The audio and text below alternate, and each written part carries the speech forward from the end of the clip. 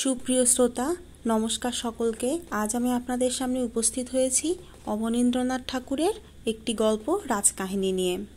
শুরু করার আগে আপনাদেরকে আমার কিছু বলার আছে। আপনারা অনেকেই আমার গল্প পাঠ শোনেন, সেজন্য আমি আপনাদের কাছে অনেক কৃতজ্ঞ। অন্যদের তুলনায় আমার ভিউজ অনেক কম, কিন্তু এটাই আমার কাছে অনেক। সত্যি বলতে কি, আসলেই অনেক। আমি আবারও আপনাদের কাছে কৃতজ্ঞতা স্বীকার করছি। কিন্তু আমার আপনাদের কাছে একটা আবদার আছে। আপনারা অনেকে আমার ভিডিও দেখেন কিন্তু সাবস্ক্রাইব করেন না। আপনারা হয়তো জানেন ভিউজ বা ওয়াচ টাইমের পাশাপাশি সাবস্ক্রাইবারও অনেক জরুরি। আপনাদের কাছে আমার একান্ত অনুরোধ থাকবে, আমার গল্প পাঠ ভালো লাগুক বা না লাগুক, আপনারা প্লিজ সাবস্ক্রাইব করবেন। খারাপ লাগলে আমার দোষগুণ উল্লেখ করে কমেন্ট করতে পারেন, যেন আমি আমার ভুল ত্রুটি ঠিক করে সামনে এগিয়ে যেতে পারি। অনেক কথা বলে ফেললাম। যদি বিরক্ত হয়ে থাকেন তাহলে আমি আপনাদের কাছে ক্ষমা প্রার্থী, আর যদি বিরক্ত না হয়ে থাকেন তাহলে তো হয়েই গেল। চলুন তাহলে শুরু করি অবনীন্দ্রনাথ ঠাকুরের গল্প রাজকাহিনী। শিলাদিত্য। শিলাদিত্যের যখন জন্ম হয়নি, সে সময়ে বল্লভীপুরে রাজা কনক সেনের বংশের শেষ রাজা রাজত্ব করছিলেন।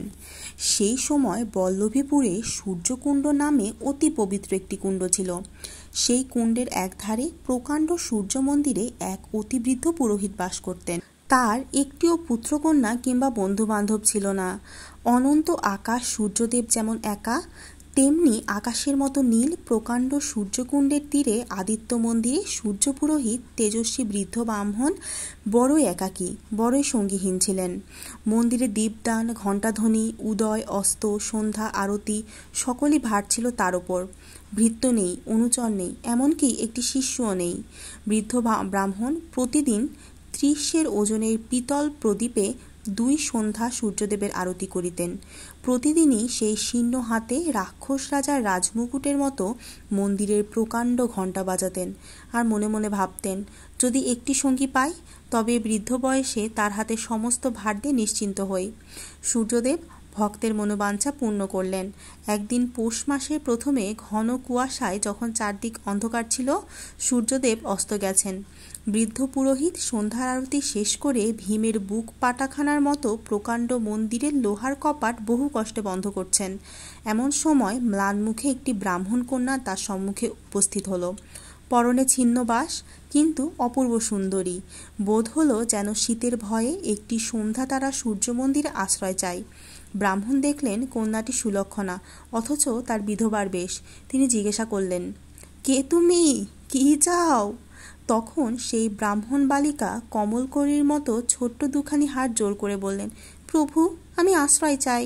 আমি ব্রাহ্মণ কন্যা, গুর্জর দেশের বেদবিদ ব্রাহ্মণ দেবাদিত্যের একমাত্র কন্যা আমি। আমার নাম সুভাগা। বিয়ের রাতে বিধবা হয়েছি প্রভু। সেই দোষে দুর্ভাগী বলে সকলে মিলে আমায় দেশ থেকে বার করে দিয়েছে। প্রভু, আমার মা ছিলেন, এখন আমার মাও নেই। আমায় আশ্রয় দাও প্রভু। ব্রাহ্মণ বললেন, আরে অনাথিনী, এখানে কোন সুখের আশায় আশ্রয় চাস রে? আমার যে অন্ন নেই, বস্ত্রও নেই, আমি যে নিতান্ত দরিদ্র, বন্ধুহীন রে। ব্রাহ্মণ মনে মনে এই কথা বললেন বটে, কিন্তু কে যেন তার মনের ভিতর বলতে লাগলো, হে দরিদ্র, হে বন্ধুহীন, এই বালিকাকে তোমার বন্ধু করো, আশ্রয় দাও। ব্রাহ্মণ একবার মনে করলেন আশ্রয় দিই, আবার ভাবলেন এই মন্দিরে 80 বছর ধরে একা এই সূর্যদেবের পূজা করলাম, আজ শেষ দশায় আবার কার হাতে তার পূজার ভার দিয়ে নিশ্চিন্ত হই। ব্রাহ্মণ ইতস্তত করতে লাগলেন। সহসা সন্ধ্যার সমস্ত অন্ধকার ভেদ করে পৃথিবীর পশ্চিম পার থেকে এক বিন্দু সূর্যের আলো সেই দুঃখিনী বালিকার মুখখানিতে এসে পড়ল। ভগবান আদিত্য যেন নিজ হাতে দেখিয়ে দিলেন, এই আমার দেবদাসী। হে আমার প্রিয় ভক্ত, এ বালিকাকে আশ্রয় দাও, যেন চিরদিন এই দুঃখিনী বিধবা আমার সেবায় নিযুক্ত থাকে। ব্রাহ্মণ জোর হস্তে সূর্যদেবকে প্রণাম করে দেবাদিত্য ব্রাহ্মণের কন্যা সুভাগাকে সূর্য মন্দিরে আশ্রয় দিলেন। তারপরে অনেক দিন কেটে গেল। সুভাগা তখন মন্দিরের সমস্ত কাজে শিখে নিয়েছেন। কেবল ননির মতো কোমল হাতে 30 ওজনের সেই আরতির প্রদীপটা সে কিছুতেই তুলতে পারে না। তাই জন্য আরতির কাজটা বৃদ্ধকেই করতে হতো। একদিন সুভাগা দেখলেন বৃদ্ধ ব্রাহ্মণের জীর্ণ শরীর যেন ভেঙে পড়েছে, আরতির প্রদীপ শীর্ণ হাতে যেন টলে পড়ছে। সেই দিন সুভাগা বল্লভীপুরের বাজারে গিয়ে 1 সের ওজনের একটি প্রদীপ নিয়ে এসে বললেন, পিতা, আজ সন্ধ্যার সময় এই প্রদীপে সূর্যদেবের আরতি করুন। ব্রাহ্মণ একটু হেসে বললেন, সকালে যে প্রদীপে দেবতার আরতি আরম্ভ করেছি, সন্ধ্যাতেও সেই প্রদীপেই দেবতার আরতি করা চাই। নতুন প্রদীপ তুলে রাখো, কাল নতুন দিনে নতুন প্রদীপে সূর্যের আরতি হবে। সেই দিন ঠিক দ্বিপ্রহরে সূর্যের আলোয় যখন সমস্ত পৃথিবী আলোকময় হয়ে গেছে, সেই সময় ব্রাহ্মণ সুভাগাকে সূর্য মন্ত্র শিক্ষা দিলেন, যে মন্ত্রের গুণে সূর্যদেব স্বয়ং এসে ভক্তকে দর্শন দেন, যে মন্ত্র জীবনে একবার ছাড়া দুবার উচ্চারণে নিশ্চয়ই মৃত্যু। তারপর সন্ধিক্ষণে সন্ধ্যার অন্ধকারে আরতি শেষে নিভন্ত প্রদীপের মতো ব্রাহ্মণের জীবন প্রদীপ ধীরে ধীরে নিভে গেল। সূর্যদেব সমস্ত পৃথিবী অন্ধকার করে অস্ত্র গেলেন। সুভাগা একলা হয়ে পড়লেন। দিন কতক সুভাগা বৃদ্ধের জন্য কেঁদে কেঁদে কাটালেন। তারপর দিন কতক নিজের হাতে জঙ্গল পরিষ্কার করে মন্দিরের চারিদিকে ফলের গাছ, ফুলের গাছ লাগাতে লাগলেন। আরও কতদিন মন্দিরের পাথরের দেয়াল ঘষে মেজে পরিষ্কার করে তার গায়ে লতা পাতা, ফুল পাখি, হাতি ঘোড়া, পুরাণ, ইতিহাসের পট লিখতে লিখতেই চলে গেল। শেষে সুভাগার হাতে আর কোনো কাজই রইল না। তখন তিনি সেই ফলের বাগানে ফুলের মালঞ্চে একাই ঘুরে বেড়াতেন। ক্রমে ক্রমে সেই নতুন বাগানে 2টি একটি করে ফল পাকতে আরম্ভ করলো, 2টি একটি করে ফুল ফুটতে লাগলো। তখন ক্রমে ক্রমে 2টি একটি পাখি, গুটিকতক রঙিন প্রজাপতি, সেই সঙ্গে এক গাল ছোট বড় ছেলে মেয়ে দেখা দিলে। প্রজাপতি শুধু একটুখানি ফুলের মধু খেয়ে সন্তুষ্ট ছিল, পাখি শুধু 2-1টা পাকা ফল ঠোকরাতে ব্যস্ত। কিন্তু সেই ছেলের পাল ফুল ছিঁড়ে, ফল পেড়ে, ডাল ভেঙে চুরমার করত। সুভাগা কিন্তু কাউকে কিছুই বলতেন না, হাসি মুখে সকল উৎপাত সহ্য করতেন। গাছের তলায় সবুজ ঘাসে নানা রঙের কাপড় পরে ছোট ছোট ছেলেমেয়ে খেলে বেড়াতো। দেখতে দেখতে সুভাগার দিনগুলো আনমনে কেটে যেত। ক্রমে বর্ষা এসে পড়ল। চারিদিকে কালো মেঘের বিদ্যুতের ঘটা আর গুরুগুরু গর্জন।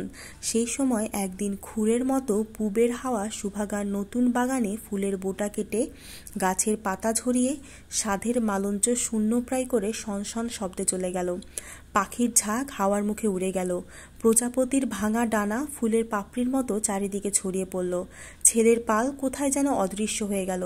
সুভাগা তখন সেই ধারা শ্রাবণে একা বসে বসে বাপ মায়ের কথা, শ্বশুর শাশুড়ির নিষ্ঠুরতা আর বিয়ের রাত্রে সুন্দর বরের হাসি মুখের কথা মনে করে কাঁদতে লাগলেন। আর মনে মনে ভাবতে লাগলেন, হায়, এ নির্জন সঙ্গীহীন বিদেশে কিভাবে সারা জীবনটা একা কাটবে। হরিণের চোখের মতো সুভাগার কালো কালো 2টি বড় বড় চোখ অশ্রুজলে ভরে উঠল। তিনি পূবে দেখলেন অন্ধকার, পশ্চিমে অন্ধকার, উত্তরে দক্ষিণে চারিদিকে অন্ধকার। মনে পড়ল এমনই অন্ধকারে একদিন তিনি এই মন্দিরে আশ্রয় নিয়েছিলেন। আজও সেদিনের মতোই অন্ধকার, সেই বাদলার হাওয়া, সেই প্রকাণ্ড সূর্য মন্দির। কিন্তু হায়, কোথায় আজ বৃদ্ধ ব্রাহ্মণ, যিনি সেই দুর্দিনে অনাথিনী অভাগিনী সুভাগাকে আশ্রয় দিয়েছিলেন। সুভাগার কালো চোখ থেকে 2টি 2 ফোঁটা জল 2টি বিন্দু বৃষ্টির মতো অন্ধকারে ঝরে পড়ল। সুভাগা মন্দিরের সমস্ত দুয়ার বন্ধ করে প্রদীপ জ্বালিয়ে ঠাকুরের আরতি করলেন। তারপর কি জানি কি মনে করে সুভাগা সেই সূর্যমূর্তির সম্মুখে বসে ধ্যান করতে লাগলেন। ক্রমে সুভাগার 2টি চক্ষু স্থির হয়ে এলো। চারিদিক থেকে ঝড়ের ঝনঝনা, মেঘের কড়মড়ি ক্রমে যেন দূর হতে বহু দূরে সরে গেল। সুভাগার মনে আর কোনো শোক নেই, আর দুঃখ নেই, আর মনের অন্ধকার যেন সূর্যের তেজে ছিন্ন ভিন্ন হয়ে গেছে। সুভাগা ধীরে ধীরে ভয়ে ভয়ে বৃদ্ধ ব্রাহ্মণের থেকে শেখা সেই সূর্যমন্ত্র উচ্চারণ করলেন। তখন সমস্ত পৃথিবী যেন জেগে উঠল। সুভাগা যেন শুনতে পেলেন চারিদিকে পাখির গান, বাঁশির তান আর আনন্দের কোলাহল। তারপর গুরু গুরু গভীর গর্জনে সমস্ত আকাশ কাঁপিয়ে চারদিক আলোয় আলোময় করে সেই মন্দিরের পাথরের দেয়াল, লোহার দরজা যেন আগুনে আগুনে গলিয়ে দিয়ে 7টা সবুজ ঘোড়ার পিঠে আলোর রথে কোটি কোটি আগুনের সমান জ্যোতির্ময় আলোময় সূর্যদেব দর্শন দিলেন। সেই আলো, সে জ্যোতি মানুষের চোখে সহ্য হয় না। সুভাগা 2 হাতে মুখ ঢেকে ফেললেন। হে দেব, রক্ষা করো দেব, ক্ষমা করো, সমস্ত পৃথিবী জ্বলে যায়।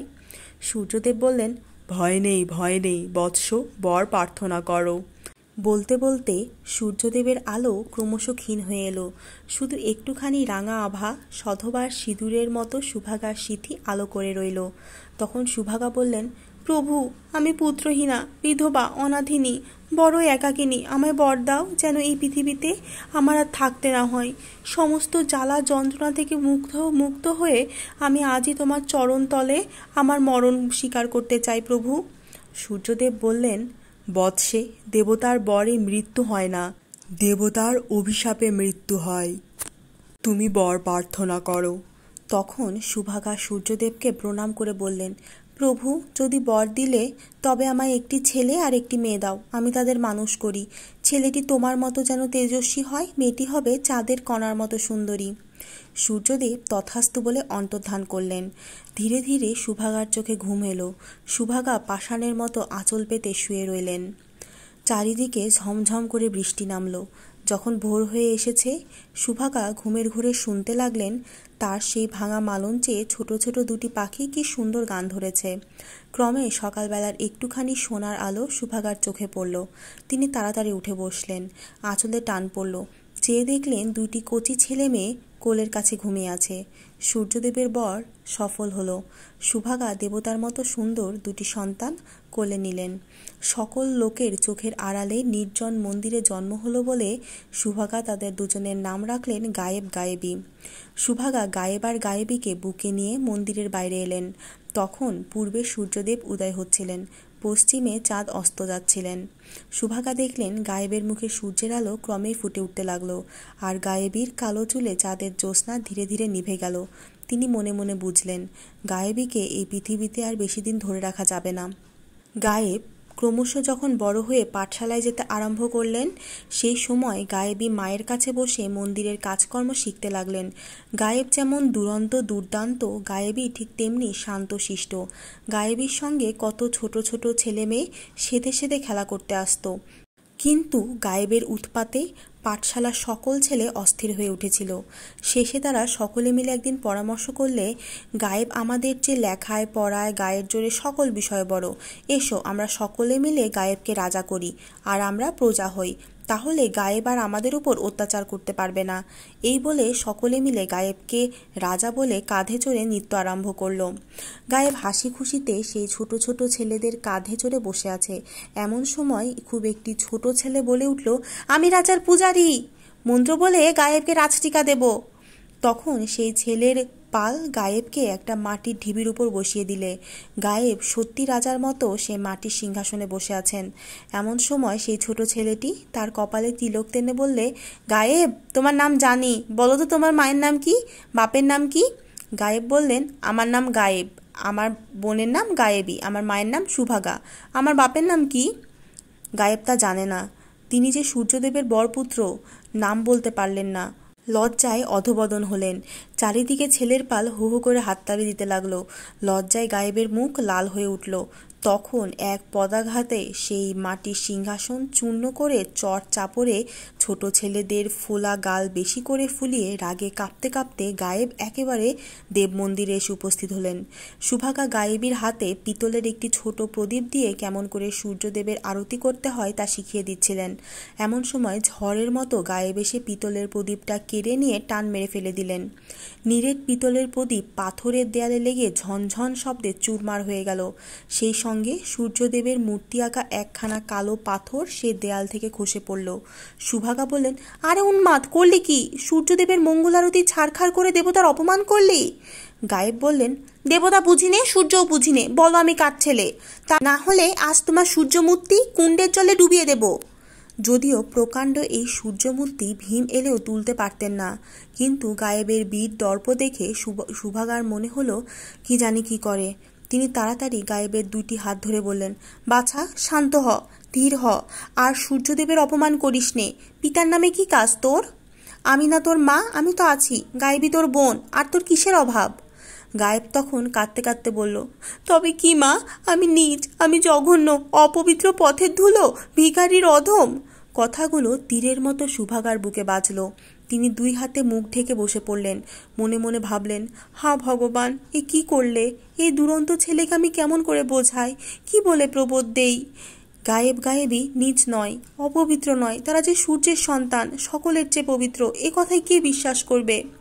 সুভাগার সূর্যমন্ত্রের কথা একবার স্মরণ হলো, কিন্তু যখন ভাবলেন দুইবার এই মন্ত্র উচ্চারণ করলে নিশ্চিত মৃত্যু, এই কচি বয়সে গায়েব গায়েবীকে একা ফেলে পৃথিবী ছেড়ে চিরকালের মতো চলে যেতে হবে, তখন মায়ের প্রাণ কেঁদে উঠল।